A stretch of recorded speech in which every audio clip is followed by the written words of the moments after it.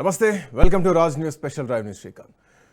Congress party సర్కార్ 1000 రోజుల పాలనపైన సమరభేరి మోగించేందుకు అటు బీఆర్ఎస్ సిద్ధమవుతోంది. కాంగ్రెస్ పార్టీ వైఫల్యాలను ప్రజల్లో ఎండగట్టేందుకు సిద్ధమవుతున్న నేపథ్యంలో బీఆర్ఎస్ పార్టీ మొత్తం కూడా ఎక్కడికక్కడ నిరసనలకు సిద్ధమవుతున్నారు. సెప్టెంబర్ 2 నుంచి వారం రోజుల పాటు వివిధ కార్యక్రమాలు నిర్వహించాలంటూ పార్టీ శ్రేణులకు బీఆర్ఎస్ వర్కింగ్ ప్రెసిడెంట్ కేటీఆర్ దిశానిర్దేశం చేశారు.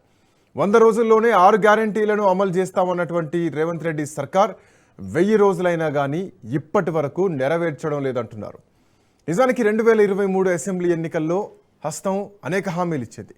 ఏకకాలంలో 2 లక్షల రుణమాఫీ అన్నారు, 3 లక్షల వరకు వడ్డీ లేని పంట రుణాలన్నారు, ప్రతి సంవత్సరం జాబ్ క్యాలెండర్ అన్నారు, మొదటి సంవత్సరంలోనే 2 లక్షల ప్రభుత్వ ఉద్యోగాల భర్తీ అన్నారు, మెట్రో రైల్ ఛార్జీల్లో మహిళలు, వృద్ధులు, దివ్యాంగులకు 50% రాయితీ లాంటి ప్రజాకర్షక హామీలతోటి పవర్లోకి వచ్చింది కాంగ్రెస్ పార్టీ.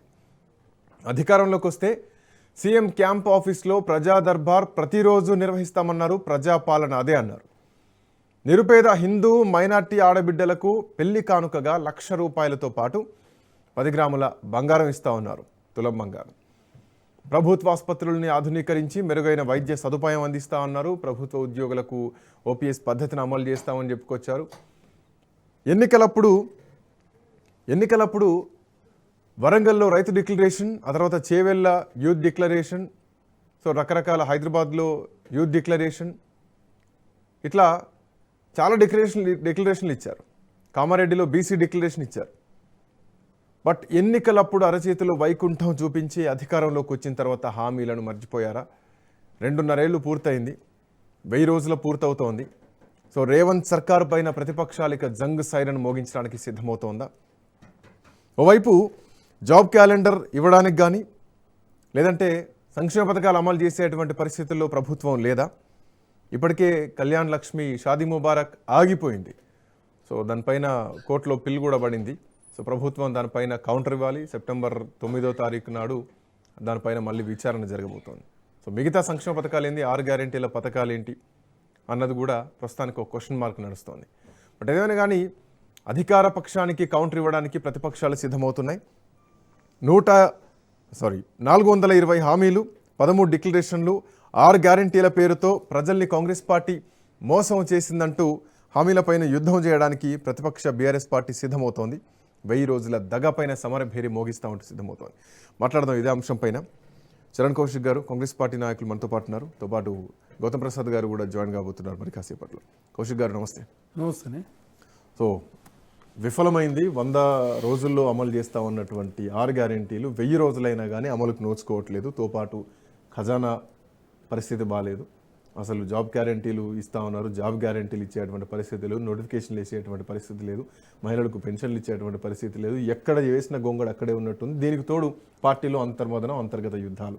సో ఒక ఫెయిల్యూర్ ప్రభుత్వాన్ని బీఆర్ఎస్ పార్టీ చెప్తాను. ఇప్పుడు బీఆర్ఎస్ పార్టీకి సంబంధించి వాళ్ళ పార్టీలో 35 మంది ఎమ్మెల్యేలు ఉంటే 10 మంది వాళ్ళ పార్టీతో లేరు. వాళ్ళ పార్టీలో 10 నియోజకవర్గాల్లో పంచాయతీ ఉన్నది. అదే కాకుండా వాళ్ళు 9.5 సంవత్సరాల కాలంలో బీఆర్ఎస్ పార్టీ మీరు ఇచ్చిన హామీలు ఎంతవరకు నెరవేర్చారు? భారతీయ జనతా పార్టీ 12.5 సంవత్సరాలు, మా 2.5 సంవత్సరాలు. ఈ 3 అంశాల మీద అసెంబ్లీ వేదిక చర్చ పెడతామని చెప్పి చాలా స్పష్టంగా ముఖ్యమంత్రి గారు చెప్పారు. ఒక్కరోజు కాకపోతే 2 రోజులు చర్చ చేద్దాం.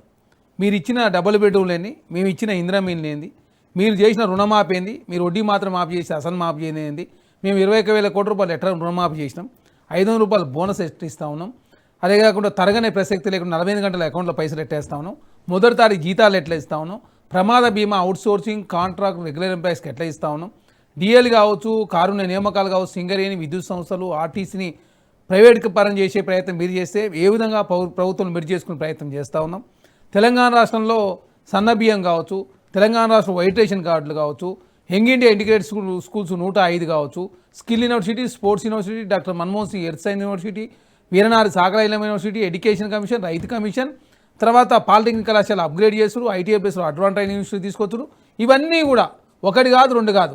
అదే కాదు దావోస్ వేదిక పెట్టుబడులు కావచ్చు, పోర్ట్ సిటీ నిర్మాణం కావచ్చు, డ్రైపోర్ట్ కావచ్చు, ఎక్స్ప్రెస్ హైవేలు కావచ్చు, అదే కాకుండా మెట్రో విస్తరణ కావచ్చు, తర్వాత ఆర్టీసీని మెట్రోని ఎంఎంటీ అనుసంధానం చేసే ప్రయత్నం కావచ్చు, అదేగా హైదరాబాద్ ద్వారా చెరువులు కాపాడే ప్రయత్నం కావచ్చు, అదే కాకుండా మూసిని ప్రక్షాళన చేసే కార్యక్రమం కావచ్చు, 2,000 కోట్ల రూపాయలతో టెంపుల్ రెనోవేషన్ కావచ్చు, గోశాల నిర్మాణం కావచ్చు, ఒక అంశం కాదు, అంశాలు మీ ప్రశ్నలు మీ సమాధానం మాదని చెప్పి కాంగ్రెస్ ప్రభుత్వం చాలా స్పష్టంగా ముఖ్యమంత్రి గారు చెప్పింది.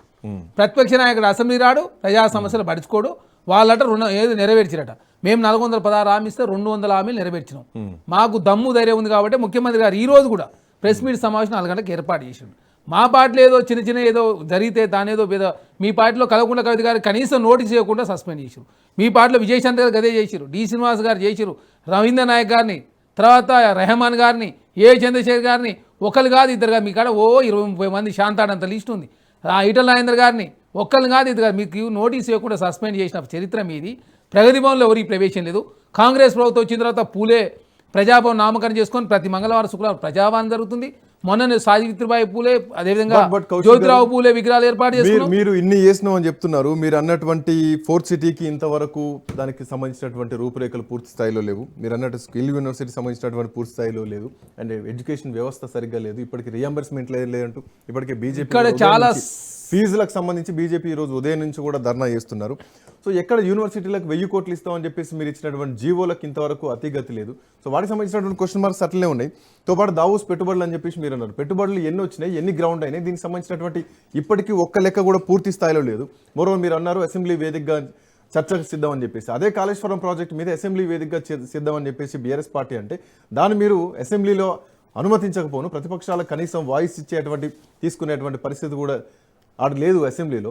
సో వాళ్ళు ప్రెస్ మీట్లు పెట్టి తెలంగాణ భవన్లో వాళ్ళు పీపీటీ ప్రజెంటేషన్లు ఇస్తే దాన్ని కనీసం ఎదుర్కొనేటువంటి పరిస్థితి కూడా లేదు. ఇక్కడ చాలా స్పష్టంగా కృష్ణా జలాల మీద చర్చ చేద్దామని చెప్పి కేసీ గారు అడిగితే ప్రభుత్వం చర్చకు తావిస్తే కేసీ గారు ఏమన్నారు, మా పిల్లలు చూసుకుంటారని కేసీ గారు వెళ్ళిపోయారు. తర్వాత చర్చ ప్రారంభించిన తర్వాత హరీష్ రావు గారు, కేటీఆర్ గారు బైకాట్ చేసి వెళ్ళిపోయారుగా. 299 టీఎంసీలకు ఒప్పుకుంది ఎవరో, అపెక్స్ కమిటీలో తెలంగాణకు మరణ శాసనం రాసింది ఎవరో, పోతులేడుపాడు పొక్క ఎవరాయంలో పెరిగింది, రాయలసీమకు నీళ్ళు ఎవరు తరలించకపోయారు, పట్టిసీమ కట్టినప్పుడు అసెంబ్లీ ఎవరు ప్రశంసించారు, అన్నిటి మీద చర్చ చేద్దామని చెప్పిన మేము పారిపోలే. కృష్ణా జలాలైనా ఢిల్లీలో ఒక ప్రైవేట్ మీటింగ్ జరిగింది. ఇద్దరు ముఖ్యమంత్రుల మధ్య, ఢిల్లీ స్థాయి అధికారుల మధ్య ఒక ప్రైవేట్ మీటింగ్ జరిగితే అసలు బనకచెర్లకు సంబంధించినటువంటి చర్చ రాలని చెప్పేసి ముఖ్యమంత్రి మాట్లాడితే, బనకచెర్ల మీద చర్చ జరిగిందని చెప్పేసి ఏపీ మంత్రి మాట్లాడితే దీనికి సంబంధించి ఇంతవరకు క్లారిటీ లేదు. మీరే ఏపీకి దారాదత్తం చేస్తున్నారు కృష్ణానది జలాలకు సంబంధించినటువంటి నీళ్ళు అన్నది వాస్తవం కదా. మేము పోతిరెడ్డిపాడు పొక్క ఎవరాయనలో పెరిగిందో, పాలమూరు రంగారెడ్డి కట్టాల్సిన చోట ఎందుకు కట్టకుండా దాని అంచనాలు 90,000 కోట్లు అయింది. మీరు ఆయనలో 27,000 కోట్ల రూపాయలు ఖర్చు పెట్టారు.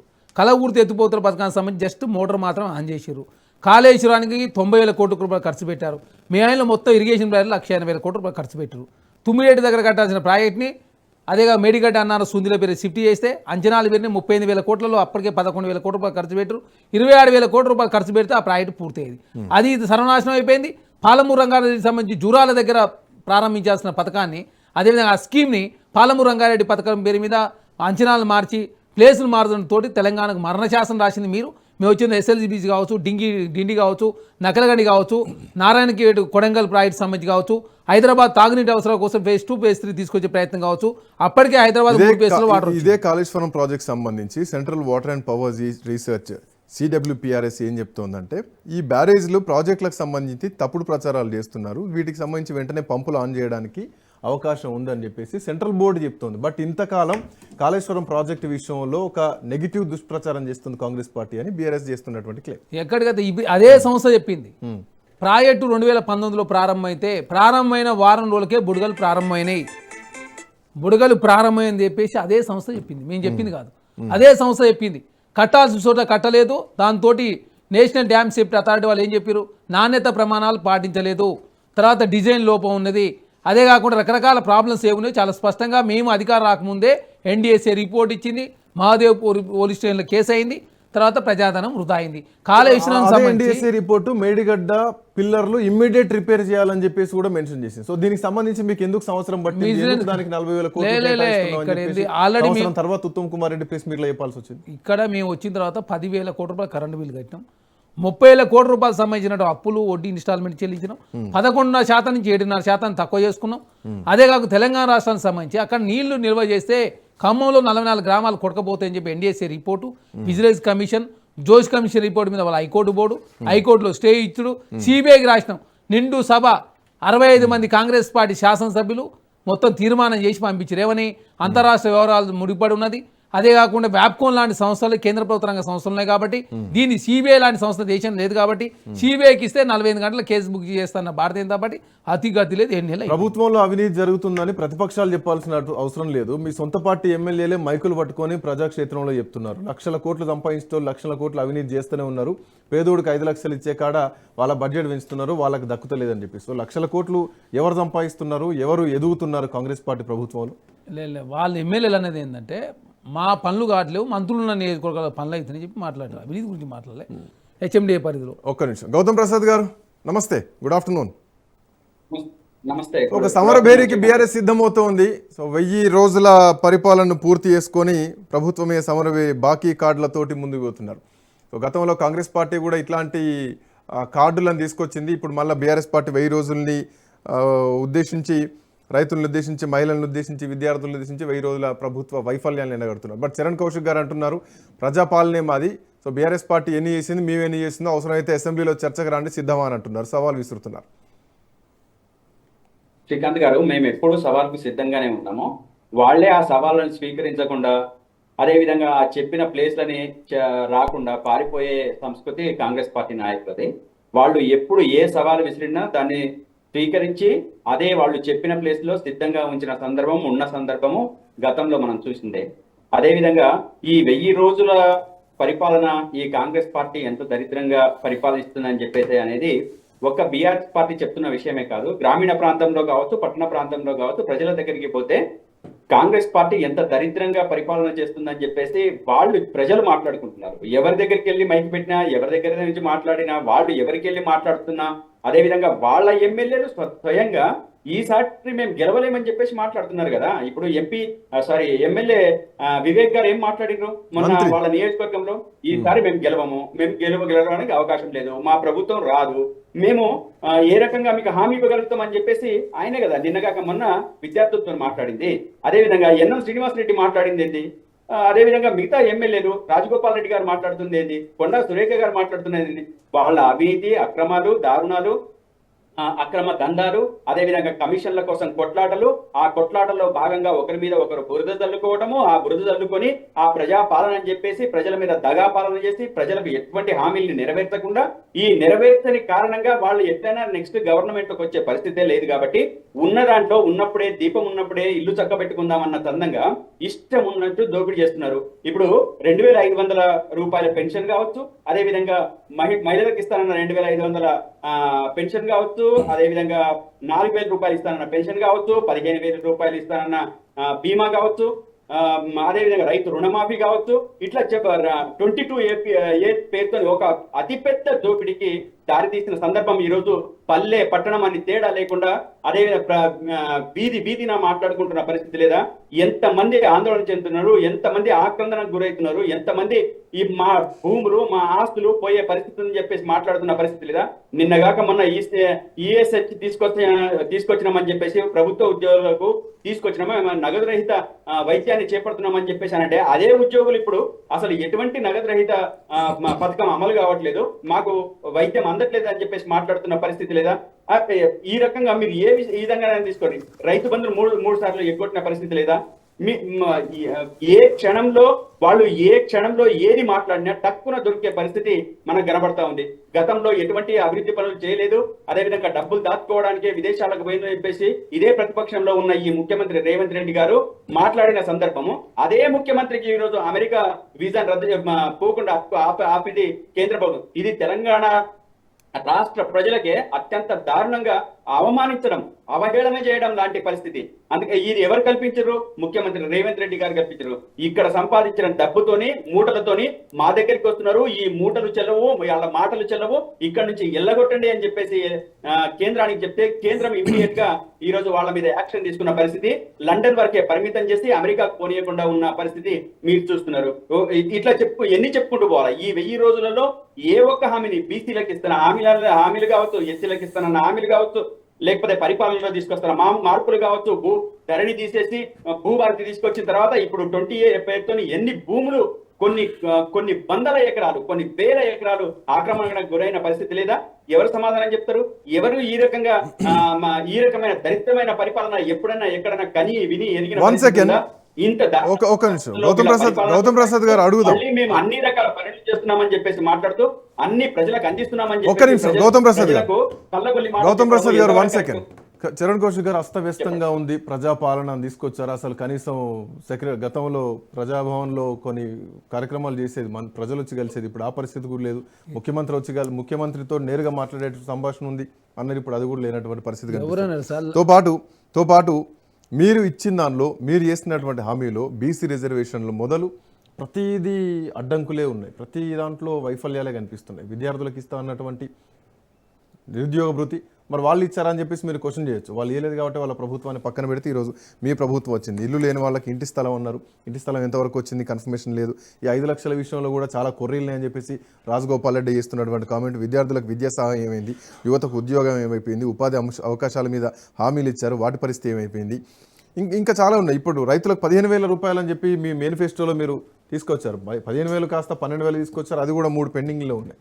సో రైతులకు పూర్తి స్థాయిలో సంతోషం లేదు, విద్యార్థులు పూర్తి స్థాయిలో సంతోషం లేరు, ప్రైవేటు కళాశాలలు పూర్తి స్థాయిలో సంతోషంగా లేరు, రియంబర్స్మెంట్లు లేవు, జాబ్ గ్యారంటీలు లేవు, కనీసం జాబ్ నోటిఫికేషన్లు లేవు. గతంలో ఇచ్చినటువంటి నోటిఫికేషన్ ఫిల్ చేస్తే వాళ్ళు ఇవాళ అదే క్వశ్చన్ చేస్తున్నారు కదా, మేము ఇచ్చిన నోటిఫికేషన్ మీరు ఎంపీ, మేము కట్టించిన కట్టడాలను మీరు రిబ్బన్లు కట్ చేసి, సో మీరే చేసినటువంటి బిల్డప్లు ఇస్తున్నారు, మీ ప్రభుత్వం ఏం చేసింది అన్నదే వాళ్ళు ఇస్తున్న ప్రశ్న. మీరు 70,000 కోట్ల తెలంగాణ 7 లక్షల కోట్ల రూపాయలు అప్పు చేసి పోతూ 1,20,000 కోట్ల రూపాయల కాంట్రాక్ట్ బిల్లు చెల్లించకపోతే మేము వచ్చిన తర్వాత ఆరోగ్యశ్రీ 5 లక్షలు 10 లక్షలు చేసి ఆరోగ్యశ్రీకి సంబంధించినటువంటి పెండింగ్ బిల్లులు 1,200 కోట్ల రూపాయలు చెల్లించి ఆరోగ్యశ్రీకి సంబంధించిన ప్యాకేజీలు పెంచి కొత్త వ్యాధులు చేర్చినాం. మేము సర్పంచ్ నిధులు చెల్లించుకోకపోతే సర్పంచ్ నిధులు చెల్లించినాం. రిటైర్ అయినటువంటి రిటైర్ వాళ్ళకు బెనిఫిట్ చెల్లించుకోకపోతే 6,000 కోట్ల రూపాయలు రాష్ట్ర ప్రభుత్వం చెల్లించింది. మహిళా సంఘాలకు మీరు 4,500 కోట్ల రుణమాఫీ ఎగ్గొడితే మేము 62,000 కోట్ల రూపాయల మహిళలు సంబంధించినటువంటి మహిళలకు 2,500 పెన్షన్ అంటే ఇప్పటి వరకు లేదు. కనీసం కాంగ్రెస్ గవర్నమెంట్ అన్న 2 ఏళ్లకు వాళ్ళు తీసుకొచ్చారు తప్ప ఈ గవర్నమెంట్ లో అసలు మహిళలకు పెన్షన్లు ఇస్తారా అన్నది కూడా క్వశ్చన్ మార్క్. మహిళలకు సంబంధించి దేశంలో ఏ రాష్ట్రంలో ఇన్ని సంక్షేమ కార్యక్రమాలు చేస్తలేదని చెప్పి ఎకనామిక్ సర్వే మమ్మల్ని ప్రశంసించింది. కేంద్ర వరల్డ్ బ్యాంక్ కూడా తెలంగాణ రాష్ట్ర ప్రభుత్వం ప్రశంసించింది. మేము ఒక్కటి కాదు, మీరు 4,500 కోట్ల రూపాయల మహిళలకు వడ్డీ ఎగ్గొడితే మేము ప్రతి సంవత్సరం 2,200 కోట్ల రూపాయలు రాష్ట్ర ప్రభుత్వం భరిస్తూ 62,000 కోట్ల రూపాయలు శిల్పారామంలో స్టాల్ కావచ్చు, సమ్మక్క సారక దగ్గర స్టాల్ కావచ్చు, తర్వాత సోలార్ విద్యుత్ భాగస్వాములు కావచ్చు, పెట్రోల్ బంకులు కావచ్చు, ఆర్టీసీలో బస్సులు కావచ్చు, మాతో పోటీ పడే పరిస్థితిలో బీఆర్ఎస్ పార్టీ లేదు. కాళేశ్వరం గురించి మాట్లాడి కదా, మాకు దమ్ము ధైర్యం ఉంది. పదాలు ఆగాలి ప్లీజ్, ఆపాలి ప్లీజ్, మాట్లాడతాం. సమైక్య రాష్ట్రాలు ఆగాలి సార్, సమైక్య రాష్ట్రంలో ఆగి సార్, నేను మాట్లాడుతాను. ఒక్క ప్రశ్న. ఇప్పుడు నేను ఏమనను, చరణ్ కౌశిక్ మీరు నేను మీరే ఒక విలేజ్ సెలెక్ట్ చేయండి, ఆ ఊరికి వెళ్దాం. ప్రజలు ఒకవేళ నెక్స్ట్ గవర్నమెంట్ కాంగ్రెస్ పార్టీదే అన్ని పథకాలు అమలు చేస్తుంది అని చెప్పేసి అంటే నేను రాజకీయ సన్యాసం తీసుకోవడానికి సిద్ధంగా ఉన్నా. ఆ చరణ్ కౌశిక్ తీసుకోవడానికి సిద్ధంగా ఉన్నాడా? మేము ఒకటి చెప్తాం, నువ్వు ఎక్కడ డబుల్ బెడ్రూమ్ అక్కడ ఓట్లాడండి. మరి కాదు మీరు ఆగండి, మీరు ఎక్కడ డబుల్ బెడ్రూమ్ అక్కడ ఓట్లాడండి. నేను ఒకటే మాట్లాడుతున్నాను, మేము ఒకటే అడుగుతున్నాం. ఇందులో మీ ఇండ్లు ఎక్కడైతే మేము ఇచ్చినాం అక్కడ ఓట్లాడుతాం, మీరు డబుల్ బెడ్రూమ్ ఎక్కడ ఇచ్చినా అక్కడ అడుకోండి. మరి మీరు ఎక్కడ రుణమాఫీ 1,00,000 రూపాయలు వడ్డీ మాత్రం మాఫీ చేసారు, మేము 2 లక్షల వరకు మాఫీ చేసినాం. అదే కాకుండా తెలంగాణ రాష్ట్రంలో సన్న బియ్యం కావచ్చు, వైట్ రేషన్ కార్డు కావచ్చు, ఇందిరా మిల్లు కావచ్చు, యంగ్ ఇండియా ఇంటిగ్రేటెడ్ స్కూల్స్ కావచ్చు, మాతో పోటీ పడే పరిస్థితిలో మీరు ఎక్కడ ఉన్నా. అందుకే సికింద్రాబాద్ కంటోన్మెంట్ ఓడిపోయారు, జూబ్లీస్ ఓడిపోయారు, పార్లమెంట్ గుండు సున్నా.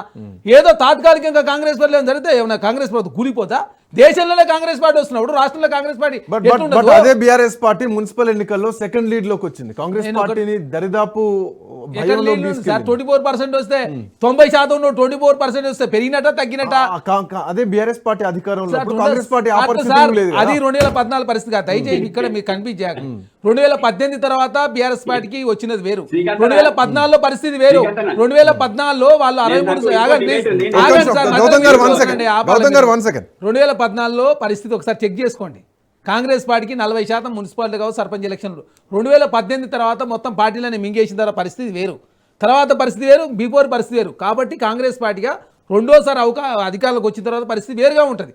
అదే కాకుండా ఇప్పుడు ఇంత చెప్తున్నారు కాళేశ్వరం అన్నారు కదా సార్, సమైక్య రాష్ట్రంలో తెలంగాణ రాష్ట్రాన్ని 16 లక్షల మోటార్ పంప్ సెట్లు ఉన్నాయి. మేము చెప్పింది కాదు ఇది, కేసీ గారు వ్యవసాయ శాఖ నివేదిక.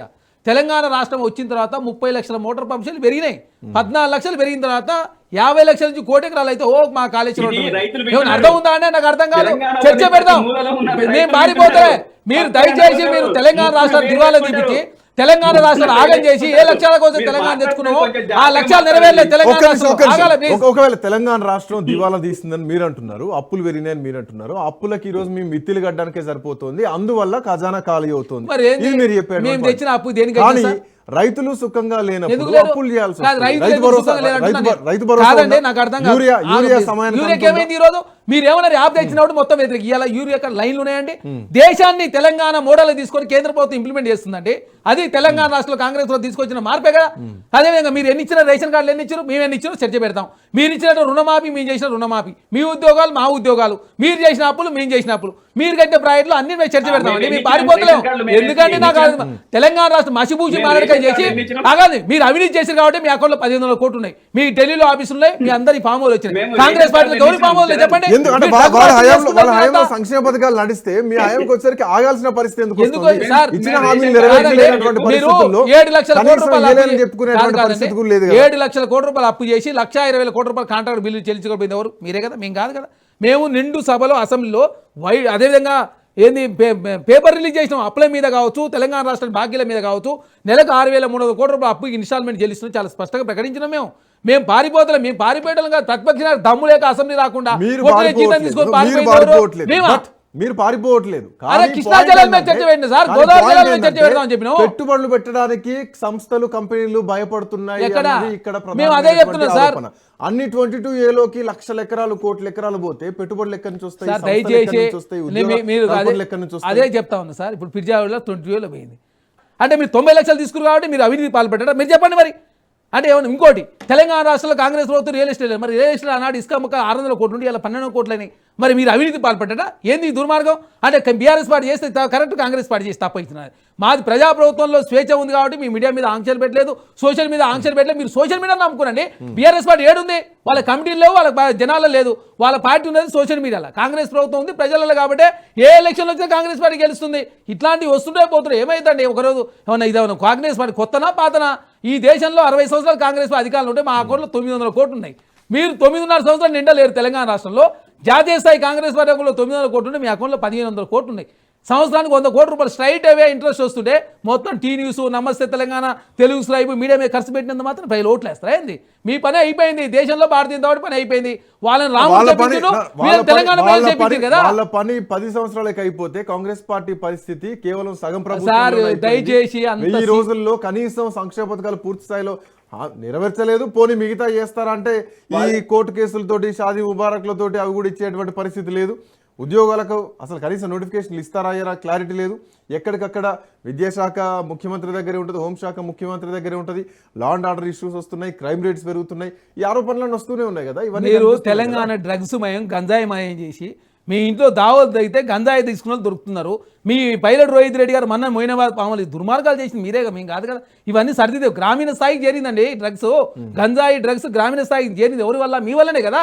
మేము కాదు కదా డ్రగ్స్ గంజాయి మయం చేసింది తెలంగాణలో. ఇదే హైదరాబాద్ కేంద్రంలో డ్రగ్స్ ను పక్క రాష్ట్రం నుంచి వచ్చి పట్టుకొని పోతుంటే ఇక్కడ వ్యవస్థ ఏం చేస్తుంది అన్నది కూడా ప్రశ్న. సార్ హైదరాబాద్ రావడానికి రకరకాల మార్గాలు ఉంటాయి. పోలీసు వాళ్ళ సమాచారం ఇవ్వకుండా వాళ్ళు పట్టుకొని పోతారు. వచ్చి ఏమైనా అర్థం ఉందా? అదే పోలీసు వాళ్ళ సమాచారం ఎందుకు సీక్రెట్ పెడతారు? సీక్రెట్ పోయిన పెట్టినట్లయితే ఆ సమాచారం బయట లీక్ అయ్యే అవకాశం ఉంటుంది. మీరు ఇంతవరకు వైట్ ఛాలెంజ్ కేటీఆర్ గారు స్వీకరించలే. వైట్ ఛాలెంజ్ చేసుకున్న ఇంతవరకు డ్రగ్ టెస్ట్ చేసుకొని కేటీఆర్ గారు మాట్లాడితే నాకు అర్థం కాకడతా. బీఆర్ఎస్ పార్టీ పని తెలంగాణ రాష్ట్రంలో అయిపోయింది సార్. బీఆర్ఎస్ పార్టీ తెలంగాణ రాష్ట్రంలో కమిటీలు ఏమను ఇంకోటి కాంగ్రెస్ పార్టీలో ఉన్న వాళ్ళే పార్టీలు ఉండలేక బయటకు వెళ్ళిపోయారు. ఎవరు పోయారు? ఎవరు అన్న పోయారు? జీవన్ రెడ్డి ఆయన పని అయిపోయింది. కొండ సురేఖ రాజగోపాల్ రెడ్డి పరిస్థితి అటు ఆదిలాబాద్ లో అట్లే ఉంది సార్. కొండ సురేఖ గారిని మా పార్టీ వాళ్ళే సస్పెండ్ చేయంటుండే ఆమెను బయటికి పోతాని చెప్పింది. నాకు అర్థం కాకడదా. అంటే కాంగ్రెస్ ఇంకోటి మేము కన్నర చేస్తే బీఆర్ఎస్ వల్ల 10 మంది మించి ఉండరు, బీజేపీలో 2 మించి ఉండరు. అందరు మా పార్టీతో సంప్రదింపులు చేస్తుంటారు. బీఆర్ఎస్ పార్టీ ఎక్కడ ఉంటారు? ఎవరన్నారు సార్? ఎవరన్నారు? కాంగ్రెస్ గుర్తుపెట్టుకోవాలా.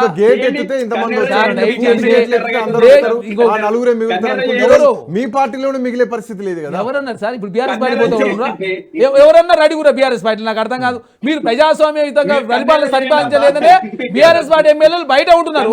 మీ పార్టీలో 10 మంది లేకుండా బయటనే ఉన్నారు కదా. మేము బీఆర్ఎస్ పార్టీలో లేవని చెప్పి మీరే కోర్టు పోయిన పరిస్థితి చూసినాం. ఎక్కడి నుంచి సార్ నాకు అర్థం కాదు. ఇదే ఎమ్మెల్యేలు మీ పార్టీలు ఉన్నారని సార్, మీరు ఒప్పుకోవట్లేదు. దయచేసి- టెక్నికల్ గా బీఆర్ఎస్ లో ఉన్నామని చెప్పేసి వాళ్ళు చెప్పుకుంటున్నారు. స్పీకర్ గా ఇప్పుడు- కనీసం ధైర్యంగా చెప్పుకునే పరిస్థితిలో ఒక మాజీ స్పీకర్ సార్, లేరు కదా. మాది శ్రీకాంత్ గారు. జరిసేపు ఆపండి సార్. ఏంది ఒక్క ఈ నిమిషం, మధ్యలో ఒక్క నిమిషం. కూర్చోరు? గౌతమ్ గారు అరే, మీకు మధ్యలో ఇస్తా. ఊరికే ఏందండి రన్నింగ్ కామెంటరీ నాకు అర్థం గౌతమ్ గారు, కాదు. one second, one second. జరిసేపు ఆపాలి మీరు మాట్లాడుతూ మీరు గౌతమ్ గారు, మాట్లాడుతూ one డిస్టర్బ్ second, చేస్తారు. one second, మీ one సబ్జెక్ట్ second. వచ్చి మీరు మాట్లాడుకుంటా సార్. మేము కాంగ్రెస్ పార్టీగా పారిపోతలే.